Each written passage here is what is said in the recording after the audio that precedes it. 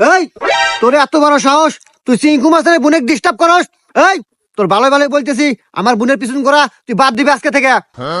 না না না না, এটা আমার দ্বারা সম্ভব না। আপনার বোনকে আমি কোনোদিনও বলে পারবো না, কারণ আপনার বোনকে আমি খুব ভালোবাসি। না না না, ইসরে তো মাথা মতো নষ্ট করে রে।